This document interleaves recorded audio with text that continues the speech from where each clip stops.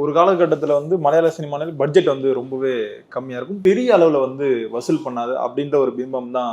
ஆனா இப்போ சமீபத்தில் இந்த ரிலீஸ் ஆகிற படங்கள் எல்லாம் பட்ஜெட் வந்து அதிகமா இருக்கு, 500 கோடிக்கு மேல வந்து கலெக்ஷன் பண்ணுது. மலையாள சினிமா பெரிய அளவுல வந்து வளர்ந்துருக்கு. என்ன ரீசனா பாக்கு? அவங்க கண்டென்ட் ஓரியன்டா படங்கள் பண்றதுனால இன்னும் நல்ல படங்கள் பண்ண முடியும்.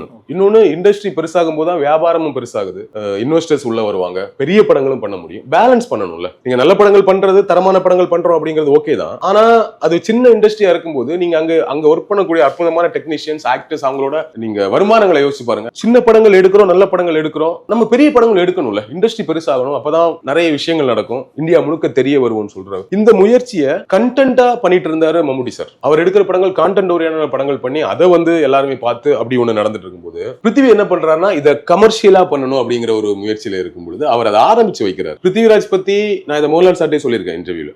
Vineeth Sreenivasan director, singer, actor, அவர் சொல்றாரு பிருத்திவி வந்து எங்களுக்கெல்லாம் வந்து எங்க முன்னாடி போற ஒரு வழிகாட்டி மாதிரி. ஒரு டார்ச் லைட் பிருத்திவி கையில இருக்கு, ராஜு கையில. ராஜு அந்த டார்ச் லைட் அடிச்சு எங்களுக்கு முன்னாடி போறாரு, அந்த பாதையில நாங்க எல்லாம் டிராவல் பண்றோம் அப்படிங்கிற மாதிரி வினீத் ஸ்ரீனிவாசன் சொல்றாரு. நான் மோகன்லால் சார்ட்ட கேட்டேன், இப்படி வினீத் வந்து பிருத்திவியை பத்தி சொல்றாரு, நீங்க எவ்வளவு சீனியர் பிருத்திவிக்கு, ஆனா பிருத்திவியை பத்தி வினீத் இப்படி சொல்றாரு, அவர் டார்ச் லைட் அடிக்கிறாரு, அவங்க பின்னாடி அவர் பின்னாடி நாங்க எல்லாம் போறோங்கிறது எப்படி பாக்குறீங்க சார் ஒரு சீனியர் அப்படின்னு. அந்த டார்ச் லைட் அடிச்சு பின்னாடி நானும் போறேன் ஒரு ரொம்ப சிம்பிளா.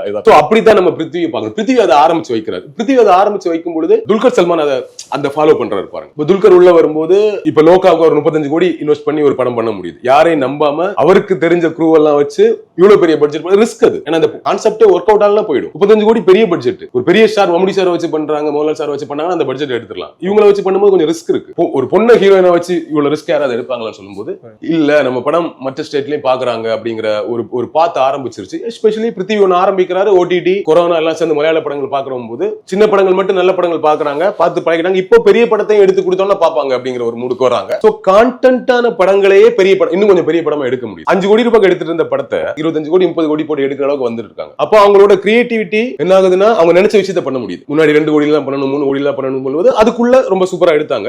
இப்போ இல்ல நம்ம பண்ணலாம், 25 கோடி கூட பண்ணலாம் ரெடியா இருக்கும்போது இன்னும் கொஞ்சம் கண்டென்ட் இன்னும் பெட்டரா எடுக்க முடியும். பட் எங்க பேலன்ஸ் பண்ணணும்னா பட்ஜெட் அதிகமாக உங்க கண்டென்ட் குவாலிட்டியை விட்டுட்டு நம்ம தமிழ் மாதிரி இல்ல தெலுங்கு மாதிரி கண்டென்ட் குவாலிட்டி இறக்கிட்டு வியாபார விஷயத்தை உள்ள சேர்த்துட்டா கண்டென்ட் அடி வாங்க. பட் மலையாளத்தை இது வரைக்கும் பை லக்கா கண்டென்ட் அடி வாங்காம குவாலிட்டி பெருசாகுது. அதை மெயின்டைன் பண்ணிட்டாங்கன்னா சக்சஸ் தான்.